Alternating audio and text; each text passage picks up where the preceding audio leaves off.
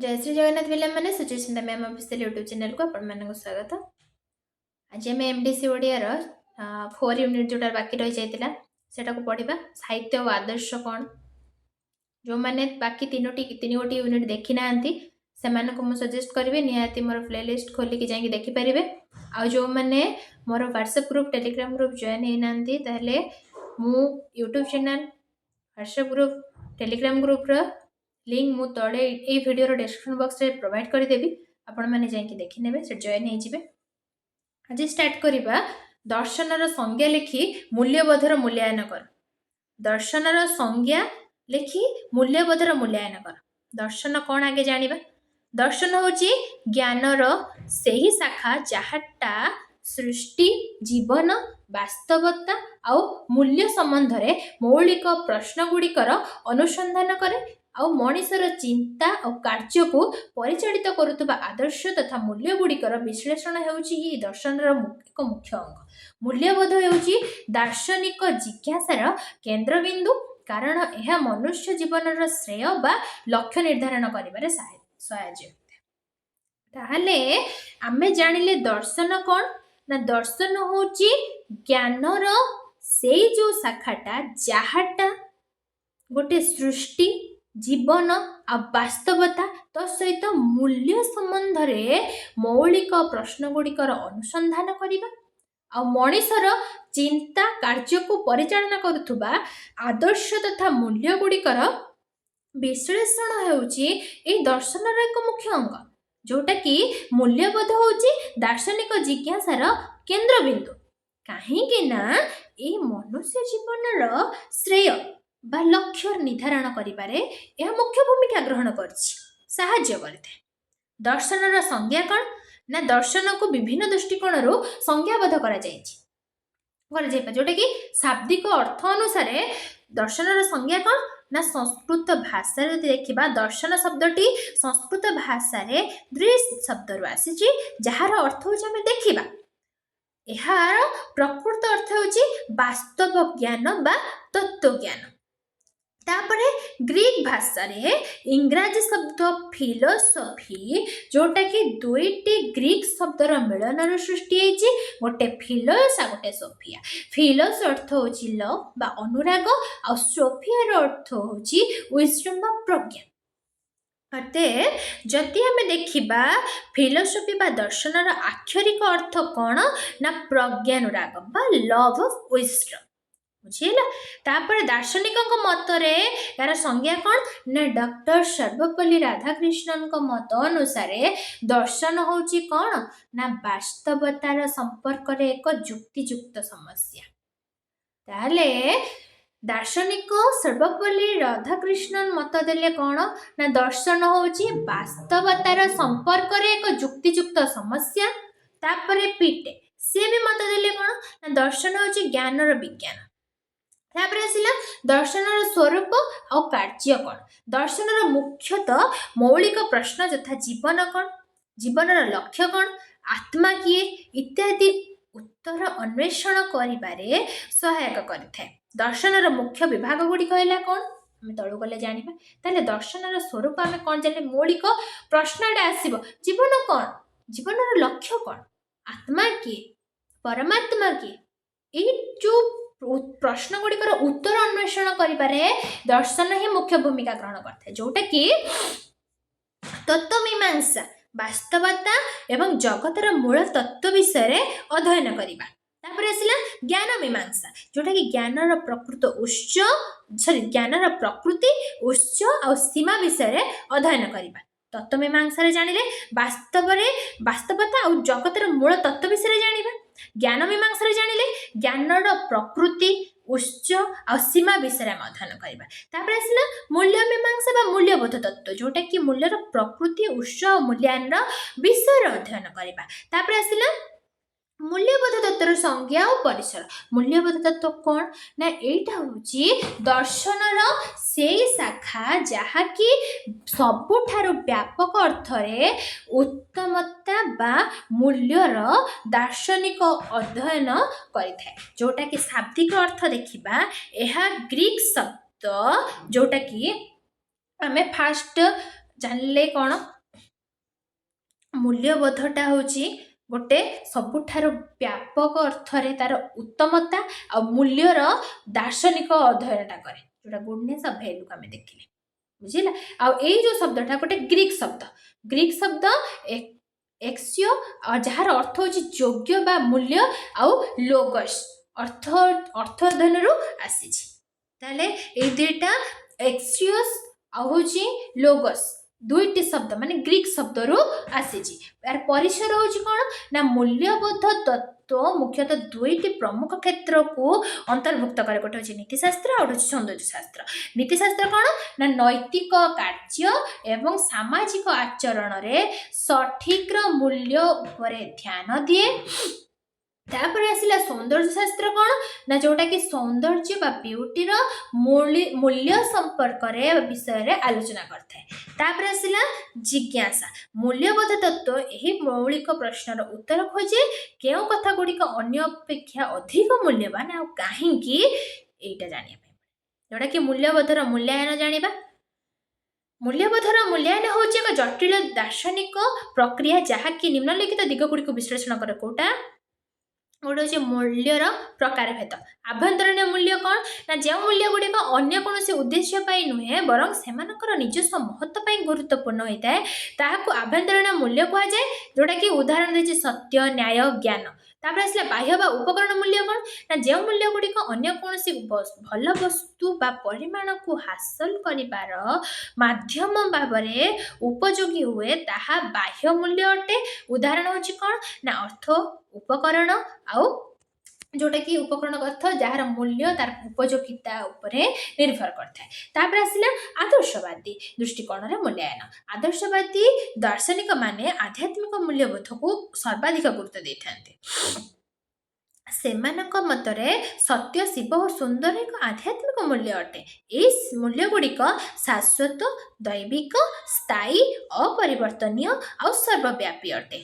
जो व्यक्ति यही मूल्य को जानीपारे सी हूँ परमात्मा को ही जानीपर यहीपर मूल्यबोध आत्मार चरम लक्ष्य साधन में सहायक होता है। आ सामाजिक और नैतिक मूल्यांकन जाना ताहले ये दर्शनटा जीवन कौन आत्मा किए परमात्मा के ये जो कथा वस्तु को आत्मार चरम लक्ष्य साधन करिबारे सहायक होता है। तापर आसिला कौन सामाजिक और नैतिक मूल्यांकन। सामाजिक नैतिक मूल्यांकन कौन ना मूल्यबोध जड़े व्यक्तिर जीवन दर्शन और नैतिक निष्पत्ति को गभीर भाव में प्रभावित करे। साधुता और सच्चोटतार सहित सदाचार मनुष्यर सर्वश्रेष्ठ मानवीय गुण और मूल्यबोध घटे जोटा कि यही मूल्य गुड़ी को पाथेय करिकी कर्म कले जीवन प्रकृत सार्थकता मिलता है। जदि आम कर्म न करवा तो जीवन प्रकृत सार्थकता किभली भाव में आम पाइबा कर्म करवा उचित। जीवन यदि आम कर्म न कर बसीजी कह परीक्षा अच्छी मैडम आमर तो ग्रुप सब छाड़ दिए मुझे लिखिदेवी मुझे न पढ़ी लिखी केमी आग को बढ़ी केमी क्वालिफाए करी केमी गोटे एग्जाम सीना क्वालिफाए कले आगे चाकरी करी कौन करी कर्म न कर जहाँ को जो कर्म दि जाए से कर्म न कर जीवन प्रकृत सार्थकता कौट आसो। से दर्शन ही समाज नीतिवादीर उन्मेष कर जोटा कि साहित्य केवल आनंद दिए ना यह नीतिनिष्ठ उचित।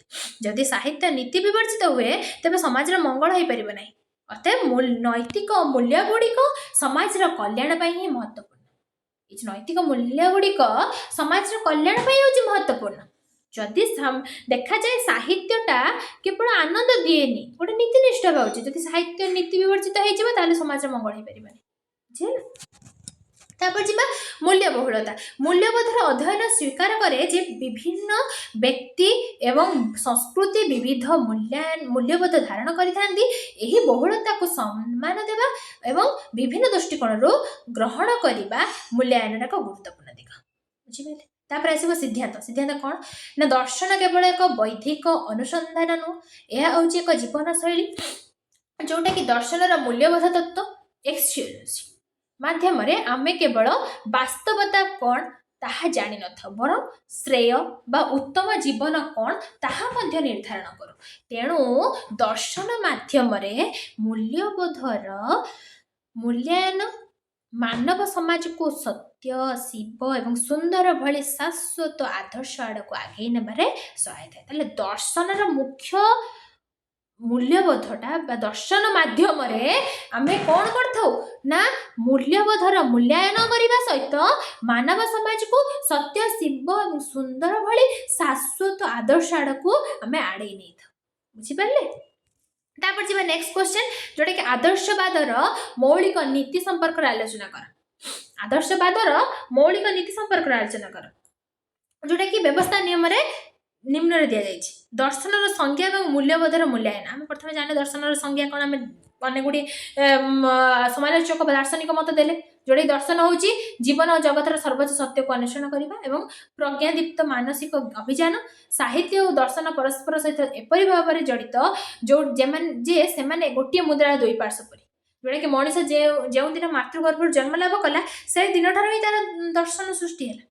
दर्शन शब्द उत्पत्ति अर्थ कौन ना संस्कृत अर्थ अनुसार आम जानिक आसले टी पूर्व कहीकि आस संस्कृत अर्थ कौन इंग्राजी अर्थ कौन कहीकि आसली से सब जिन सेम कथा ही लिखाई आ दर्शन को आख्यार अर्थ हूँ प्रज्ञानुराग दार्शनिक मान द्वारा दत्त संज्ञा यार किसी ना जहाँ कथा पुस्तक पूर्व देखी आसले ये क्वेश्चन खाली मुझे आगे आम जिस्ट बुझा तापर क्वेश्चन आम आगू देखिए क्वेश्चन कौन से किसी ना सर्वपल्ली राधाकृष्णन टी आगे पूर्व क्वेश्चन आम देखिए सर्वपल्ली राधाकृष्णन कौन सम्मत देले दर्शन हूँ वास्तवतार संपर्क एक जुक्तियुक्त समस्या।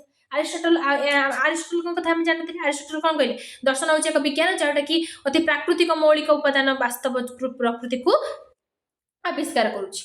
दर्शन कौन ना आरिस्टोटल मत अनुसार दर्शन हूँ एक विज्ञान जहाँकि अति प्राकृतिक मौलिक उपादान वास्तव प्रकृति को आविष्कार करे। तापर आसला प्लेटो प्लेटो हूँ कौन कहले ना दर्शन हूँ ज्ञान विज्ञान दर्शन जाना प्रकृति कौन ना दर्शन ही वास्तव ज्ञान जहाँ वास्तवता संपर्क एक जुक्तियुक्त व्याख्या प्रदान करे। यह मनुष्य को जीवन कौन जीवन लक्ष्य कौन आत्मा कौन ये सब मृत्यु पर जीवन परिणति कौन होता है इत्यादि संपर्क में गुरुत्वपूर्ण प्रश्न उत्तर अन्वेषण दिगरे से सहायक होता है। मूल्यबोधर तत्व मूल्यांकन जोटा कि दर्शन प्रमुख शाखा गुड़िक जोटा मूल्यबोध तत्व अन्यतम मुख्यतः 3 गोटी शाखार विभक्त होती जोटा कि वास्तव तत्व ज्ञान तत्व आ गए हूँ मूल्यबोध तत्व। वास्तव तत्व कौन जहाँटा वास्तवता विश्वर प्रकृति और आत्मा सहित संपृक्त ये है वास्तवता तत्व। ज्ञान तत्व कौन जहाँ ज्ञानर उत्पत्ति प्रकृति सत्यता सीमा संपर्क आलोचना करते अध्ययन करते सी हूँ ज्ञान तत्व। जहाँ आम ज्ञानर उत्पत्ति केमी हम प्रकृति कौन सत्यता कौन यार सीमा संपर्क आलोचना कर ज्ञान तत्व। तापर आसला मूल्यबोध तत्व जोटा कि मूल्य आदर्श और नैतिकता संबंध में आलोचना करते सी हूँ मूल्यबोध तत्व जोटा कि मनीष जीवन क्यों कर्म को शुभ क्यों कर्म को अशुभ क्यों जिनिस को सुंदर क्यों जिनिस को असुंदर भाव में ग्रहण करने उचित से विषय आलोचना करते जोटा कि विभिन्न दार्शनिक चिंताधारा मूल्यबोध को भिन्न भिन्न भाव में मूल्यांकन करते जोटा कि आदर्शवादी दर्शन में मूल्यबोधर मूल्यांकन कौन ना आदर्शवादी दार्शनिक माने मूल्यबोध को सर्वोच्च स्थान देते जोटा कि यह आध्यात्मिक मूल्यबोध रूप में ग्रहण कराए। मूल्यबोधर स्वरूप कौन ना आदर्शवादी मत अनुसार मूल्यबोधर प्रकृति स्वरूप और सत्यम शिवम सुंदरम बुझेगा। तापर आसला मूल्यबोधर विशेषता जोटा कि तार आध्यात्मिक मूल्य गुड़िक कौन शाश्वत जोटा कि सब समय एका भली स्थायी केबे परिवर्तन हेनी सब स्थायी भाव में अपरिवर्तनीय यह बदल हेब ना। तापर आसला सर्वव्यापी सबुठारे विद्यमान लक्ष्य आदर्शवादी अनुसार जीवन शेष आ परम लक्ष्य हूँ कौन ना यही आध्यात्मिक मूल्यबोध को जानिबा आ जो मनीष यही मूल्य को जानीपे सी परमात्मा को ही जानीपे जमीती ये टॉपिक आप जड़ित क्या सहित ना बौद्ध धर्म जैन धर्म ये सब सहित संपर्क धीरे धीरे जानीपर आपण मैंने किभली भाव में जड़ित दर्शन शास्त्र रे किभली भाव में मैंने बौद्ध धर्म और जैन धर्म सहित जड़ित मो जीवन शेष माने मो जीवन लक्ष्य परम लक्ष्य कौन ना आध्यात्मिक मूल्यबोध को जानी जोटा कि मनीष जो मूल्य को जानीपे से परमात्मा को जानीपर परमात्मा सहित मु किए मु कौन पर दुनिया को आसी समाज कौन आत्मा कौन परमात्मा कौन ये सब विषय जदि मु जानीपारि ताहले से जो जानीबाटा जी जिन जानीगली मु निजक चिन्ह पारि ताले मु परमात्मा को भी जानीपारि बुझीला। तापर आसले दर्शन और नीतिवाद मूल्यबोध तत्वर व्यावहारिक दिगरे हेउची नैतिकता बा नीतिवादी साहित्य एवं जीवन दर्शन प्रयोग मुख्यतः मूल्यबोध स्थापन कर सहायक होता है जोटा कि नीतिनिष्ठ आदर्श साहित्य केवल आनंददायक नुह, यह हूँ नीतिनिष्ठ एवं मूल्यबोधर उन्मेषक तापर आसो जीवनर कल्याण। काव्य और साहित्यर मूल लक्ष्य हूँ आनंद सृष्टि करने सहित ताहा मानव जीवनर उपयोगी हेबा उचित। यही जो लक्ष्य पूरण करने नैतिकतार मानदंड रे उच्च आदर्श प्रख्यापन करने दर्शन और साहित्यर सारस्वत कर्तव्य अटे। ताहले जीवनर जो कल्याण माने काव्य और साहित्यर मूल लक्ष्य होची कौन ना आनंद सृष्टि करने सहित ताहा मानव जीवन पाई उपयोगी हेबा उचित। आउ ए लक्ष्य पूरण करने नैतिकतार मानदंड रे उच्च आदर्श प्रख्यापन करने दर्शन और साहित्यर सारस्वत कर्तव्य अटे। तापर आसला सिद्धांत। दर्शन मनीष को चरम सत्यर ज्ञान देवा सहित जीवनर सत्य को स्पष्ट करिथाय। मूल्यबोध तत्व माध्यम दर्शन मानव को उच्च आदर्श जोड़ा कि सत्य शिव सुंदर प्रति प्रेरणा दे ताहा शारीरिक मानसिक और आध्यात्मिक गुणर सर्वांगीण विकास सहायक होइथाय। जोटा कि दर्शन शिक्षा बिना जीवन लांगुल विहीन पशुर जीवन सहित समतुल्य। ताहले दर्शन शिक्षा बिना ए जो मनीष जीवन बा आम जीवनटा गोटे लांगुल विहीन पशुर जीवन सहित समतुल्य हो। ताहले जीवन रे दर्शन संबंध रे शिक्षा अध्ययन करने नित्यांत आवश्यक। बुझिपारे। तापर जीवा तृतीय मुख्य कौन मुख्यर स्वरूप संपर्क आलोचना करवा। मुख्य कहले कौन बुझु ना आपण मान प्रश्न जो भारत दर्शन एक मौलिक तथा सर्वश्रेष्ठ लक्ष्य संपर्क यार उत्तर विस्तृत भाव में प्रदान कर मुख्य कौन मुख्यर स्वरूप आम आलोचना करवा जोटा कि भारतीय दर्शन मूल लक्ष्य होची कौन ना जीवनर परम सत्य को उपलब्धि करी दुखमय संसार बंधन मुक्ति लाभ करने यही परम लक्ष्य को ही मुख्य कहुए। ताले मुख्य क्या कहले ना भारत दर्शन मूल लक्ष्य होची कौन ना जीवनर परम सत्य को उपलब्धि करी दुखमय संसार बंधन मुक्ति लाभ करने आउ परम लक्ष्य को यही जो परम लक्ष्य को ही मुख्य कहले। मुक्ति निर्वाण किंबा कैबल्य बोली कह जाए केवल सेटा को मुख्य न मुख्यर आउरी भी अन्य नाम कौन मुक्ति निर्वाण कैबल्य धर्म अर्थ काम एवं मोक्ष ये चारोटी पुरुषार्थ मध्य मोक्ष को सर्वश्रेष्ठ भाव में ग्रहण करा जेहेतु भारतीय दर्शन मुख्य विषय वस्तु हूँ मोक्ष तेणु यह मुख्य शास्त्र बोली कह जाए। धर्म अर्थ काम मोक्ष ये चारोटी पुरुषार्थ मध्य मोक्ष को सर्वश्रेष्ठ बोली कह जाए।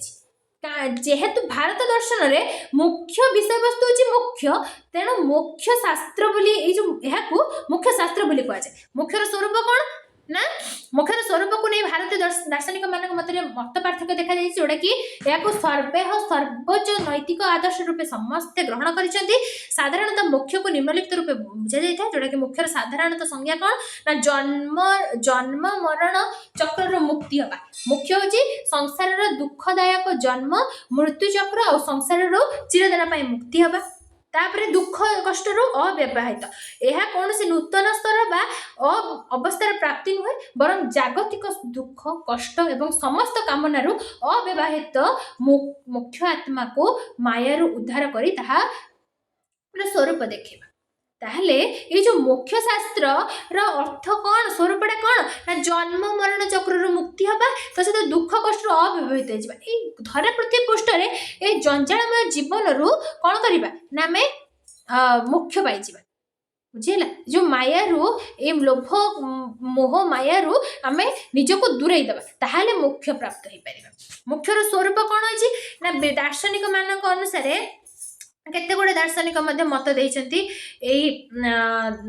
आमर मुख्य वेदांत दर्शन रे मुख्य रही जोटा कि मुख्यर स्वरूप कौन ना हूँ आत्मार परमात्मा सहित सत्य बा ब्रह्मा सहित मिलन यह अनंत आनंद और शाश्वतर शांतिर अवस्था। तापर आसला सांख्य दर्शन रे कैबल्य कह जाए जोटा कि समस्त दुख जंत्रणा चिरदिन मुक्ति हो सुख लाभ नुहे केवल दुख रू ही बुझीपारे।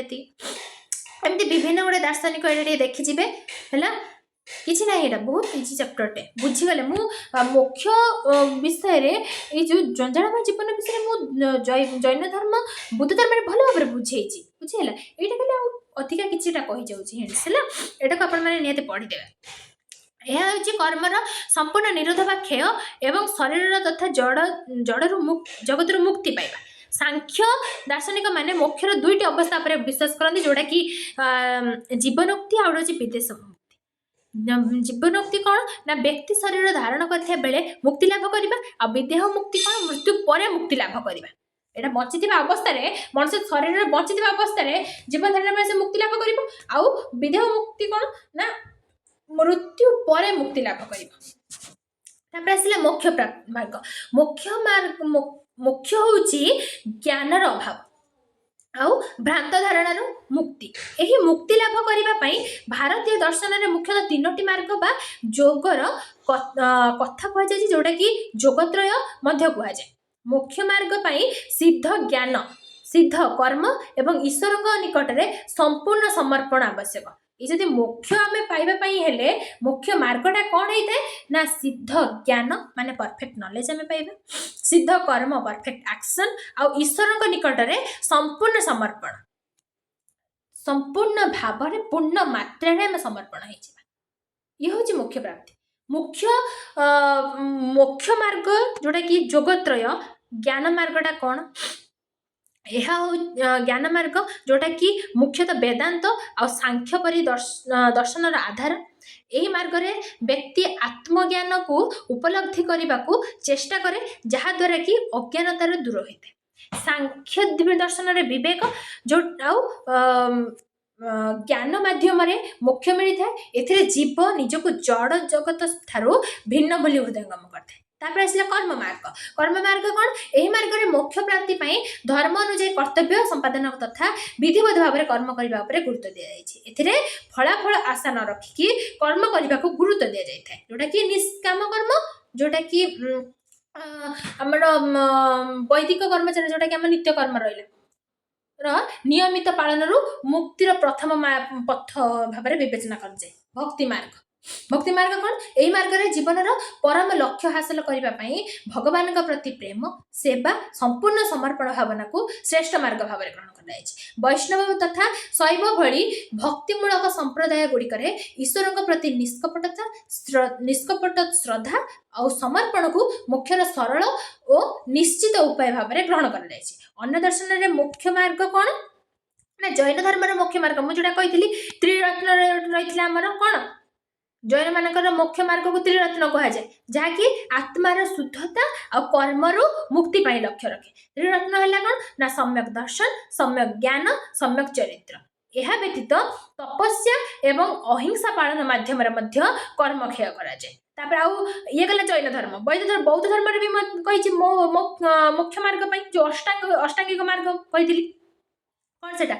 ବୌଦ୍ଧ ଧର୍ମରେ ଦୁଃଖରୁ ମୁକ୍ତି ପାଇଁ 4 ଆର୍ଯ୍ୟ ସତ୍ୟର ଶେଷ ସତ୍ୟ ଅର୍ଥାତ୍ ଦୁଃଖ ନିରୋଧଗାମୀ ପଥ ବା ଅଷ୍ଟାଙ୍ଗିକ ମାର୍ଗକୁ ଗ୍ରହଣ କରାଯାଇଛି, ଯୋଉଥିରେ କି ଏଇ ମାର୍ଗରେ ଶାନ୍ତି ଆଉ ନିର୍ବାଣ ପ୍ରାପ୍ତି ପାଇଁ 8ଟି ମୁଖ୍ୟ ନିୟମ ପାଳନ କରାଯାଇଛି, ଯୋଉଟାକି ସମ୍ୟକ ଦୃଷ୍ଟି, ସମ୍ୟକ ସଂକଳ୍ପ, ସମ୍ୟକ ବାକ୍ୟ, ସମ୍ୟକ କର୍ମ, ସମ୍ୟକ ଆଜୀବିକା, ସମ୍ୟକ ପ୍ରଯତ୍ନ, ସମ୍ୟକ ସ୍ମୃତି, ସମ୍ୟକ ସମାଧି।